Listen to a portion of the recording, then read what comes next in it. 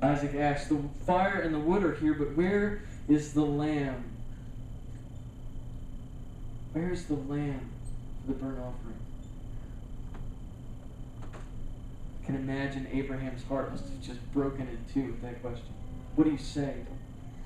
What do you say?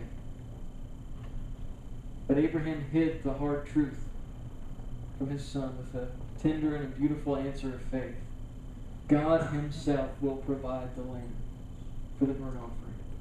God himself will provide the lamb. Abraham still believing that God would take care of it. And as they reached the top, Abraham and Isaac built the altar, arranged the wood. And I'm certain Isaac at this point was probably getting very confused because there was still no lamb to be seen, no animal in sight to be sacrificed. He must have felt confusion. Then his father told him the terrifying truth. Isaac was to be the lamb. Isaac was to be the sacrifice God had called for. What a remarkable display of faith on the part of Abraham. And one of the things that we don't often think about in this story, but what a remarkable display of unquestioning submission on the part of Isaac. I mean, the word that we're given in Hebrew to describe Isaac as a young boy could mean a variety of things. Everything from an infant child all the way up to a young man of military serving age. I mean, it arranges itself in a wide variety of meanings. So odds are we're dealing with a young man here. Of all the things Isaac could have done, if Isaac had chosen, he could have run away. He could have fought his father for the knife and attacked him or killed his father out of rage or anger. He could have done a variety of things. But like Jesus himself, Isaac allowed his father to tie him up and place him on the altar. What a beautiful picture of the coming Jesus we see in Isaac. And as his son lay there on the altar, Abraham raised up his dagger to kill his only son, son of the promise. But before the dagger could fall, a voice from heaven called out to Abraham. You see it in verse 11? But the angel of the Lord called out to him from heaven, Abraham, Abraham. Here I am, he replied. Do not lay a hand on the boy. Do not do anything to him. Now I know that you fear God, because you have not withheld from me your son, your only son. And just then Abraham saw the ram caught in a nearby bush. And no doubt Abraham quickly freed his son, and together they captured the ram to sacrifice. Can you see the picture of Abraham and his son on the mountain, worshiping God together? Can you imagine how relieved Abraham must have felt in that moment? Like, can you imagine? Can you imagine what their journey home must have been like? And how excited they were to see Sarah and tell her of their encounter with God. Just imagine. Abraham passed the final test. He passed the final exam with flying colors. And God repeated his blessing to Abraham, a blessing that was now assured. Because you have done this and have not withheld your son, your only son, I will surely bless you and make your descendants as numerous as the stars in the sky and the sand on the seashore. And through your offspring, all nations of the earth will be blessed, because you have obeyed me. Because one man obeyed God on a mountaintop, all of humanity is blessed. What did Abraham call the place? or he encountered God? He called it, the Lord will provide. What amazing words of comfort for us when we go through trials and hard times or confusion. The Lord will provide. Those are the same words that Abraham spoke to his son Isaac on their journey up the mountain. The Lord will provide. Abraham trusted God even when he couldn't see God's plan or understand what was going on around him. And you and I have an even bigger assurance, an even greater assurance of God's love to us now than Abraham did back in his day. For we've been given Jesus, God's own Son, the Son of the promise, who was sacrificed for us on the cross. What greater love do we have today that has been demonstrated to us through God?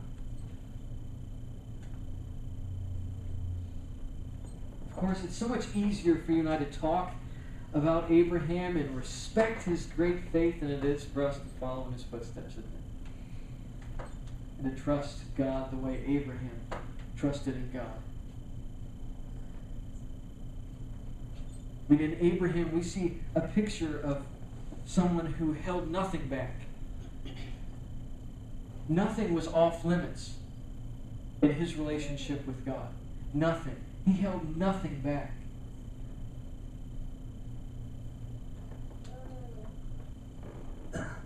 What will we do in our time of testing?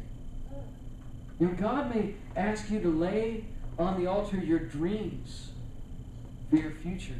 God may ask you to lay down your ambitions or your goals. He may ask you to lay down your earthly security and wealth and possessions. Or, like Abraham, he may even ask you to lay down the ones you love, giving them completely to God. Will you be able to do it? Will you be able to say with Abraham, the Lord will provide?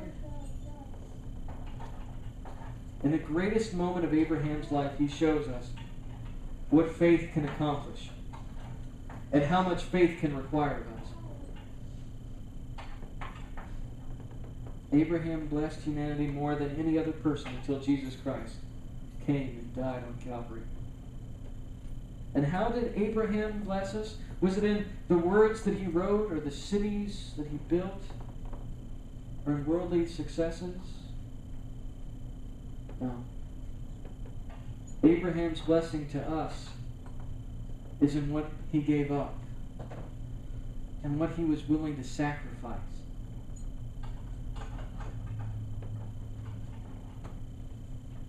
God can use your faith and your trust in him, your obedience to his voice, to bless others and magnify his story of love and redemption. He can do that.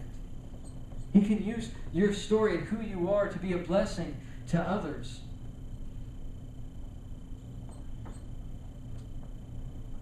When the time comes and God wants to see if you really trust him, when his voice speaks to you and calls you to climb your own mountain of sacrifice, will you follow in the steps of Abraham? This is not an if for those who believe. Like we want to turn this into an American idea of we can pick and choose what will work best for us in the Christian life. But it doesn't work that way. It's not an if God calls you and asks you to step out in faith. For us who are growing in our faith, who are growing in holiness, it's a when factor. When God calls you, when God speaks to you. It's not an if. Will God be able to say of you, now I know that you fear me. Now I know that you really trust me. Will God be able to say that of your life? Now I know that you trust me.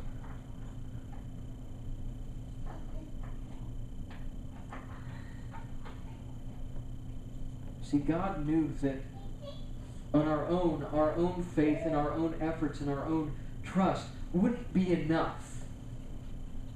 Because when the hard times come, if all we're working from is from our own efforts and our own works, it's not going to last.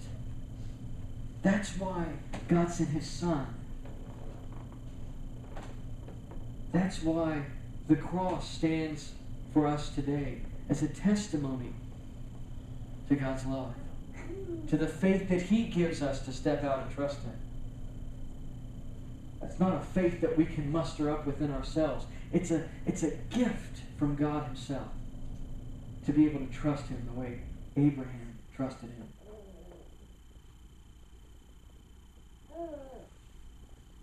The power of one man responding to God's call, being willing to lay it all down because God asked him. Not because God gave him a logical reason why. What we aren't given in this passage is God and Abraham having a debate about why this sacrifice was a good idea. You know, it's kind of like telling your children to do something and they ask why, because I said so. I always think about that interchange in this story. Because for Abraham, he didn't even have to ask why. I mean, can we imagine for just a second that kind of faith and that kind of trust? For when God calls you to do something that doesn't make any sense, to not even bother with the why, but to step out and say yes. You know, I talk to people all the time who ask questions about their life. Why does it feel like I'm not getting anywhere? Why do I feel like I'm just wasting time? I feel like I'm just going through the motions of every single day. And I always wonder to myself, when was the last time you stepped out in faith and responded to God? When was the last time that instead of playing it safe, that you walked hand in hand with God? Our God is a variety of amazing things. Holy and just and merciful and loving. But He's not safe. If you're looking for a safe God, go spend all your time building wealth and earthly securities. That's safe. That's predictable. You know what you're going to get in that. But when it comes to our God, the one thing that we know about Him is He's not safe, but He's good. Oh, so good. Abraham understood that. I believe with all my heart that's one of the reasons why this one man in this one act blessed all of us and blesses all of humanity from now to the end of eternity. It's his faith and his trust in God. What he was willing to sacrifice because God asked it of him.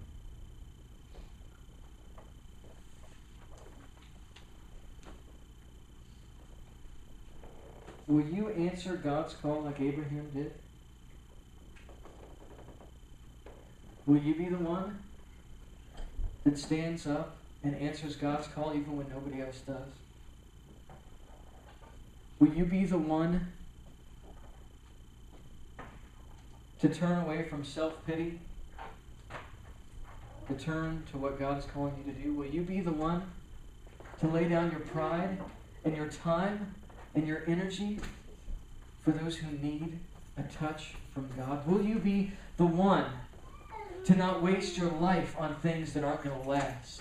Will you be the one, like Abraham, willing to sacrifice whatever it takes, whatever God requires of you? Will you be the one?